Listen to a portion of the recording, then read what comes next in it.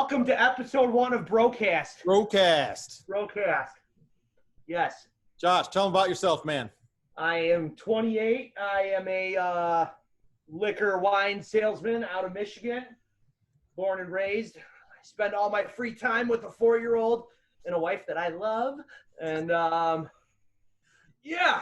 watching movies, bumming around, and I've been having the creative urge to podcast or YouTube, and it turned into this. Yep. Why not? Why not? And remember, the first is the worst. Just like in Star Wars. Jax, Star Wars podcast. I'm Dino. I am significantly older than my little brother. Significantly. I live on the opposite end of the country. So this is going to be sort of a opposing viewpoints broadcast. I live in California, born and raised in Detroit, but moved out here a few years ago. My wife and I live out near Fresno. I have no kids, but I like to bug my niece, the 4-year-old he lives with, fairly often on Zoom and FaceTime because she's adorable. Yes. And I also like to watch ridiculous movies from time to time, as you can see in the background. Got one going. This podcast is going to be something that we're going to be doing about once every week or two. Two idiot brothers breaking down movies, music, alcohol. Specifically to alcohol, Josh is going to critique a very specific liquor that he likes each week, each episode, because that is what he does for a living. So you're going to get some Josh wisdom on the alcohol front each episode when we're done debating stuff. He lives it and enjoys it. It pays my bills. That's yeah. Pays your bills and keeps your liver lubricated. Keeps my liver looks like a black pebble probably. All right. So, like he said, this is episode 20. First time we're doing this. So bear with us. I'm sure the technical difficulties will fade away over time. But today we are going to talk about Star Wars. Star Wars. It's low-hanging fruit. It's easy for dorks like us. Oh, there he is, the man, the myth. So what we're going to do is we're going to introduce a few topics or questions around Star Wars, see if we have similar or opposing views on it, critique them, and then you guys can chime in on the comments and let us know what you think. Maybe you think Josh is an idiot, or maybe not. You're wrong. What's missing? Yeah. This old guy needs to go. Yeah. Okay, so first one is, what is the most underrated of the episodes? Josh, what do you think? Last Jedi. Yes, we agree. As you can universally see, I was kind of giving it away right there. Yes. I can't. My opinion, the best of the new trilogy. Absolutely, absolutely. And all you basement dwellers still living at your mom's house who wanted a new one made, you're out of your freaking mind. Yes, I agree. The casino part was garbage. That's the only bad part, though. So you just fast forward through it. The rest of the movie is fantastic. Yes. Visually, it's by far the best visually. It doesn't have nearly as many of those sun flares as JJ puts in his movies. Ugh. Yeah, like the saber fight scene. I think everybody was pissed there was no actual saber dueling, but that was like iconic cinematography. When you think Star Wars now, that's what's in your head. Oh my God, dude. How could you complain about the fight scene in that movie against the Imperial Guards? Yeah, yeah. My God, that was one of the best fight scenes in the entire series. So beautifully done, and Abrams couldn't have done that. No, Abrams did a nice job. Slow and cautious, and trying to be George Lucas all over again, and Johnson at least had a pair and explored. Yeah, I actually got to see that Knives Out movie because I haven't. Is it good? Is it good? Oh yeah. I was so happy with episode 8, and to hear the backlash when it came out was just amazing to me. That's just pure fanboys. People are always raging. If you don't like the way the movie came out, you don't get to do a petition to have it remade. Just suck it up. You got to deal with it. Go raise $200 million of your own and make your own Star Wars movie. I say with Star Wars, you know how like you tell hardcore Christians like the Bible, and they're like, well, it is what it is. You got to love it. I'm still going to church every Sunday. I don't care about all the dead kids in the foreskin. Well, I'm like, look, this is my Bible, and I'm going to go worship it on my couch. I'm going to take my life notes, and that's it. Yeah. Okay, so I think we're going with the rated R podcast, guys. Yeah. I'm just saying. Gotta love my little brother. Gotta love him. Okay. Doesn't matter. So this one, let's do this. Best of each trilogy. Yeah. And then we'll do best overall. So best of the first three, probably an easy one. Yeah. Revenge of the Sith. They slowly climbed up. And we all know how everyone feels about episode 1. There's no discussion there. How did you feel about episode 2? Episode 2 is the like I said, they build up into Revenge of the Sith. Episode 2 had its moments. Everybody about creamed their pants when they saw Yoda finally drop the cane and cartwheel around. You know, Dooku was great. I love him, Christopher. You know, but episode 2 had its moments. It had its ups and downs. It still had the Disney teenage drama. It had Padme kind of, you know, watching the fruit of Which is sad because she's a really good actress, but her part was not written well in that trilogy. No. She was just kind of whiny. She would have made a great Skywalker, really. Maybe that's where he got the gene. maybe that's where the whininess came in the bloodline, is through her side. Yeah, it's the genes. It's the gene pool. But no, 2 was okay. Okay, so the middle ones, the ones that came out in the 70s, is there a debate on the best? What, the middle ones? Yeah. Empire is my favorite. It's the gloomiest.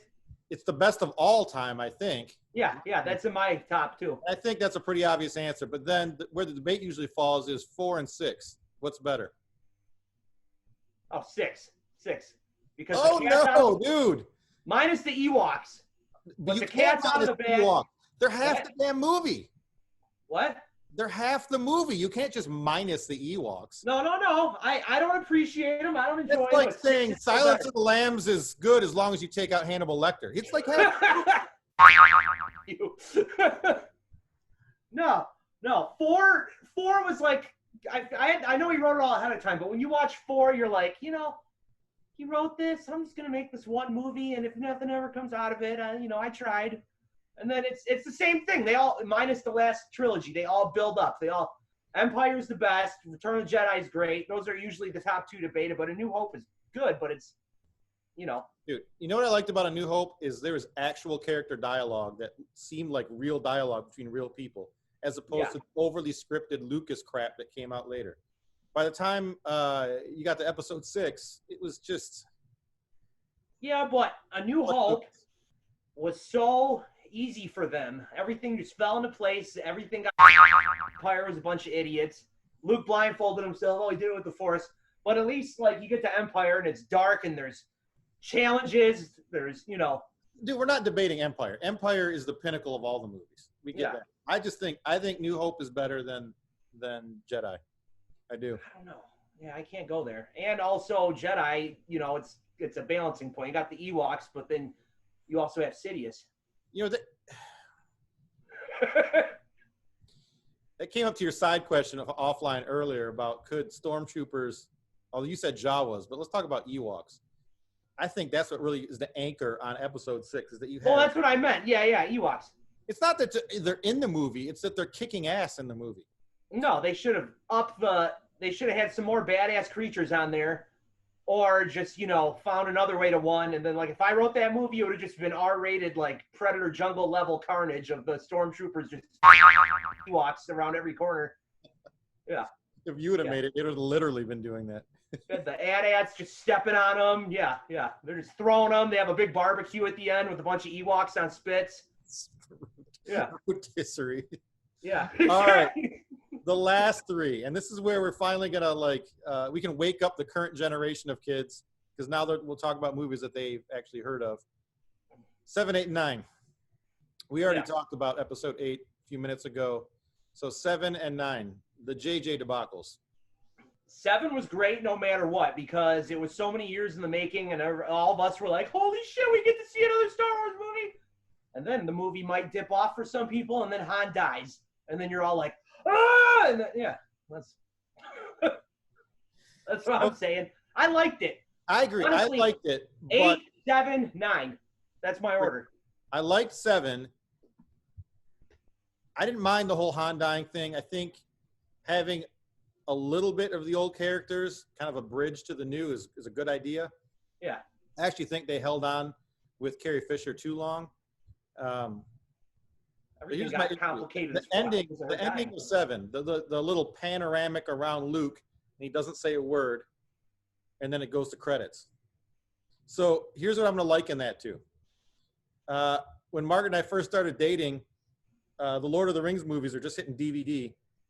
And I rented the first Lord of the Rings, put it in the DVD player. She didn't watch any of these. She didn't know what the hell Lord of the Rings was. I watched it.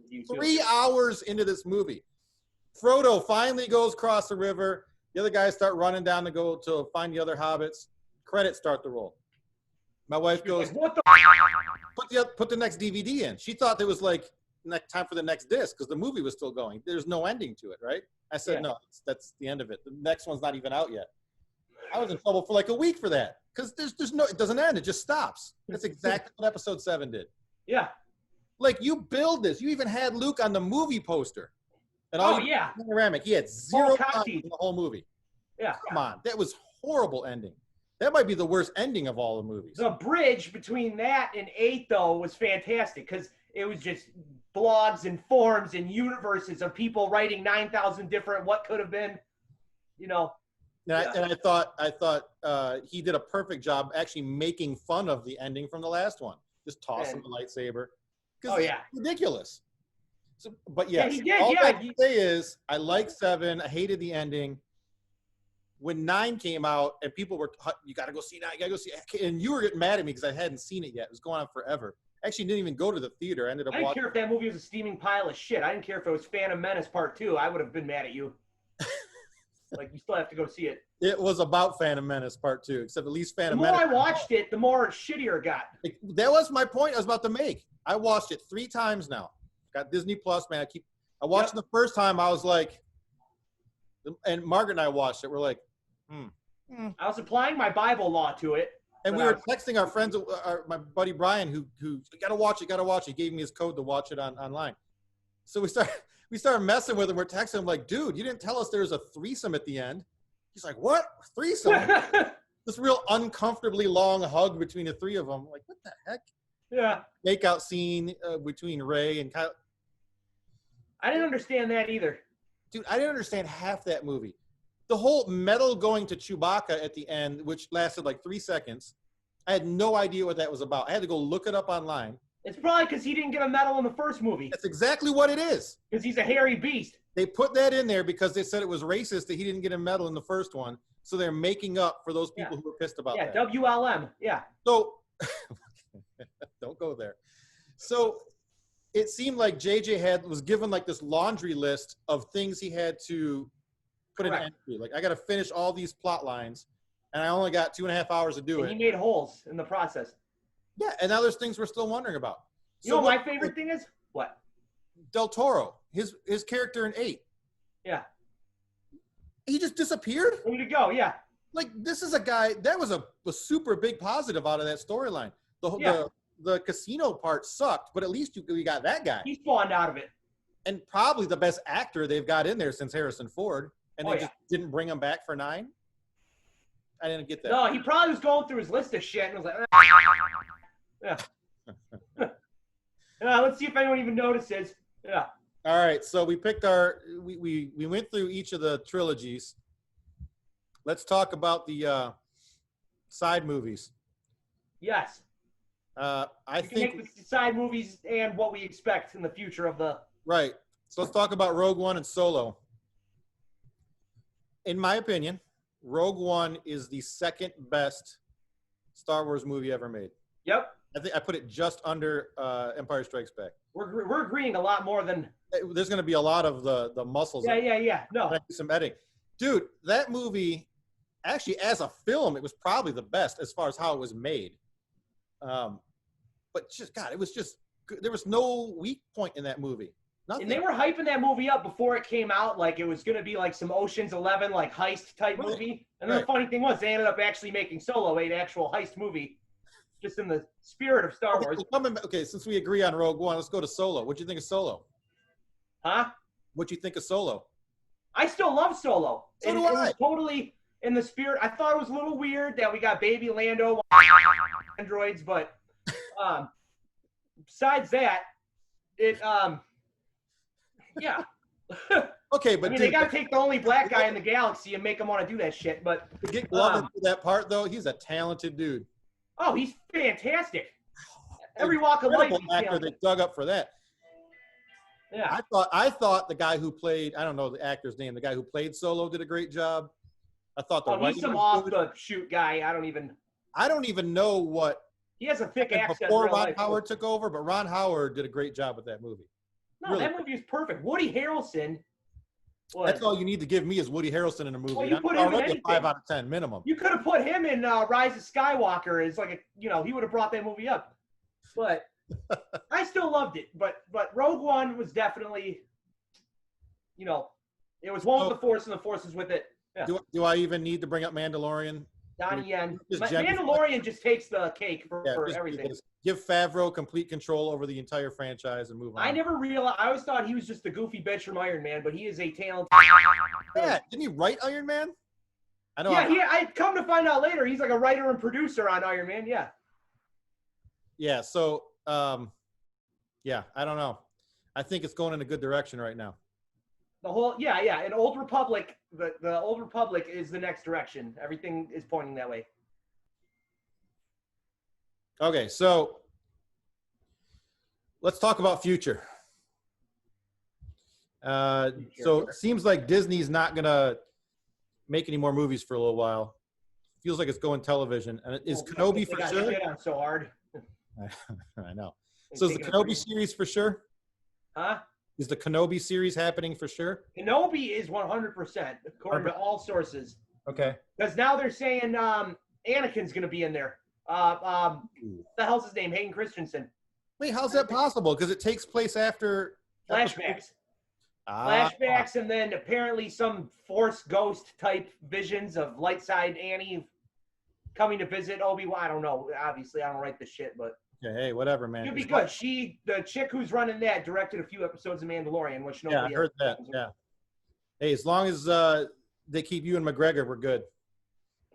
No, it's gonna be Danny DeVito as Obi-Wan. They had to recast. Yeah. Make him Yoda. All right. So what do you want to see next out of the franchise? Not that Disney's listening, but you never know. I never want to see Rey again. That's a good start. Okay. Right? So you know what? She shouldn't have taken the Skywalker name. I'm getting off topic, but I thought it would have been so much sweeter if she was Palpatine, if she kept the Palpatine name. All she did was get trained by them. Like, they didn't end episode 5 and be like, my hand off, I'm changing my last name to Kenobi, Rise of Kenobi.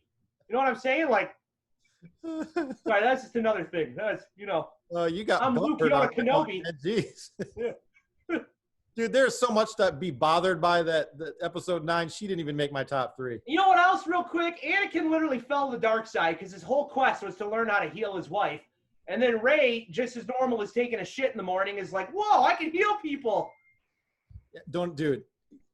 Those How It Should Have Ended cartoons did a freaking fantastic job with episode 9. Yeah. They just cut it apart. So all of you out there, if you have go Google How It Should Have Ended episode 9. Check it out. It's a fantastic video. Or get your mom's camcorder and dress up in your basement. And you could probably shoot something better. Anyways, I'm raging right now. Yeah, I got 2 shots of whiskey in me. Raging King. All right.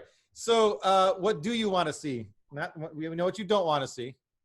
What do you want? I want to see storyline-wise, timeline-wise. I want to see Old Republic. I want to get way more into the bounty hunter culture in there. There are some great books about just all the bounty hunters. Literally every single one you see in the background of like all the movies. They all have books. They got books of them together. But I mean, Mandalorian. If they just pop up Mandalorian, I'm happy. I really want Mandalorian to last. I need to see Yoda, Baby Yoda, get a name. I need to see him make it into adulthood. Yeah, I need to see the development of this bounty hunter we've never seen before. I need to see where he. All right, I got one name that I want to see. Thrawn. Yes, yeah. I forgot about your point. Thrawn, more than a poorly drawn cartoon on a Disney series. I need to see live action Thrawn. And you know who I'd love to see play Thrawn? Who? Brain fart. The dude who plays Voldemort. Oh. Red Dragon. I know what you're saying. Fiennes. Ralph Fiennes. Does that sound right?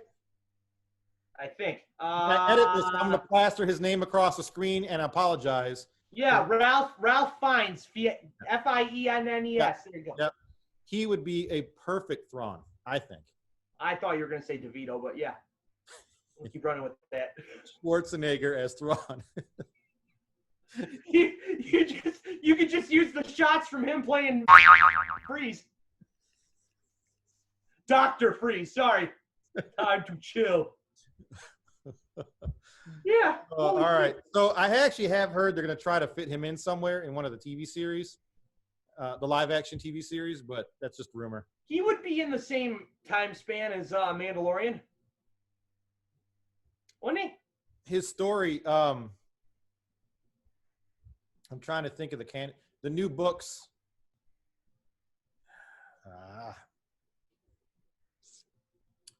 He's definitely he would be episodes like Clone Wars through Return of the Jedi. And then I don't remember what happened to him after Return of the Jedi. In fact, now's the time to craft stuff, because the Mandalorian is a universe of, we don't know what this is or what happened. Right, so there could be Thrawn then. In the old books from the 90s, they killed him off right after Return of the Jedi. Oh. But he comes onto the scene. Comes onto the scene actually through Anakin in Clone Wars. Okay. And then he starts working for the Empire. I remember that strictly through Wikipedia. Yeah. Right. Once the Empire forms, then he latches on and joins the Navy. Then. I need Old Republic. I need Malik and Revan times. That's what I need. I've read enough of that, way more than Thrawn. I played all those damn video games growing up. Then I need that. I have heard that that's the focus they want to go with the next set of movies. It's a great focus. You could literally reconstruct another movie series 1 through 9 with Old Republic. Well, that's what they're going to do. They're going to just start a whole new series. And they should just give the whole thing to Rian Johnson and just say, fuck it. Apologize to him first. No, they should build it up all the way and then have Abrams do the last movie and just, try and cancel out the last. But they've made so much money, they don't care if it makes $10. That's what they start doing. They're just throw it at the wall, see what sticks. Oh, Lord. All right, man. It's time for America to get the drink on. Yeah. Tell us about something. This is what I've been drinking. I've been on a detox. I picked this up. I had a account at work. Sexton single malt Irish whiskey. Oh. Retails about $31 here, or a case of Barefoot falls out of my car and I get the bottle for free, whatever happens. And yeah, it's a great whiskey. It is it's a little too sweet for me. On the Josh meter, get like a 3 out of 5. It's got the sherry going on too, which I'm not a huge fan of, but it's really smooth. Sherry cask or something? Yeah. Okay. It's like I forgot the name of it. Bushmill made except Bushmill's like $100. And this is $30, and I like this better than the Bushmills one. Bushmills $100. The Bushmills one, the sherry cask they did. Oh, the sherry cask one. I see Bushmills for $20 around here. No, regular, plain old Bushmills. That's. But that is my go-to. What do you got bourbon-wise at home? Nothing. You drinking anything? We just killed a double bottle of Makers out here because liquor is so much cheaper in California. You don't have annoying middlemen like me. Well, that's actually the reason. That's why. Maker's Mark is like our day-to-day bourbon here. So, but the good one we're drinking is Maker's 46. Yeah. It's really hard to beat Maker's 46 for the price. Super good. My hard-to-beat bottle, Jefferson Reserve. That's been my favorite. Yeah. I'm a fan of is 1792. What? Really nice. You're a fan of that? Yeah. It's yummy. I drink that once. It's a really fancy-looking bottle. It makes you look like you're high roller, and it's only like $28. And then Colonel E.H. Taylor, whatever, that's been my favorite. Oh, yeah. That's a good one. And you can't get your for anything. We got a tequila shortage in Michigan right now. W.L. Weller. What? W.L. Weller. What are you telling me? W.L. Weller. It's a bourbon. Yeah. When we went down to Kentucky, John and I, we did bourbon tasting. It was like $16 a bottle. But then bourbon got all popular and everyone bought it up. And now you can only get it like secondhand sellers for like $100. It's the hype. Not it at all. That's all it is. It's the hype. It's ridiculous. our country has an awful champagne shortage right now, and it's literally the same thing. You got run of the mill stuff that's like $20 it cost, $100 out the door now to get a bottle of Belair, bottle of Moet. Yeah, it's the COVID side effects. Yeah, now we got all this extra money and nothing to drink it with. Well, I'll find things to drink. That's not a problem. You know what never goes away? Seltzers, my friend. That is the biz. If there's one thing I can agree on, it's just saying go to White Claw. Barefoot seltzers. Barefoot's on the seltzer train. Everybody's on the seltzer train. Bud Light. Organic, gluten-free, sugar-free, real fruit juice. Flavor-free. The only good one is High Noon. They make it with New Amsterdam vodka, but it's expensive as holy hell, and I'm never going to pay $10 plus for 4 cans of seltzer. But that stuff Make some bubbly water and just toss some vodka in it. Call it a day. But yeah. Drop a tablet in there, jump some orange juice in there. You kind of got the same shit. Yeah. All right, bro. What are we going to talk about next episode? This was a good Star Wars rundown. I don't know. What are we going to talk about next episode? We'll just have to edit that in later. All right. So I just got off a whole Rocky series binge. Doesn't have to be movies, though. That's not a bad one. That's not a bad one. Creed and Creed 2 are amazing. Also, I think I'm going to play to your vices when I say we do the Aliens series. Oh, Aliens is great. You'll see me in my Xenomorph shirt with all the swag behind me and the posters. I knew you'd get excited. I got some expensive ass collectors, Blu-ray tins. Yeah, I go on and on, bro. All right. Yeah. So next time we'll probably do Aliens. We'll tackle Aliens. All right. All of them. All of them, though. That goes all the way up to Prometheus and all those. Covenant. Yeah. All right. Great. Well, thank you for tuning in, America. Thanks. Josh. I'm it's a Dino. peachy first episode. Cliff notes on Star Wars. I'll make a family-friendly version, and then I'll make the director's uncut version. Yeah. Always go director's cut. All right. Signing off. All right. All right. So we're gonna. How do they keep this? Hey, welcome everybody. That is about that. So I'm bored. I'm married too. That's why I look like I'm dying. Yeah. Wow. Hope she doesn't watch this. By the way, Amanda, I like you. Repping the field. Spirits and beer and wine and yeah. We gotta start over, dude. Why we gotta start over? Because I was supposed to split screen it. I didn't have it split screen.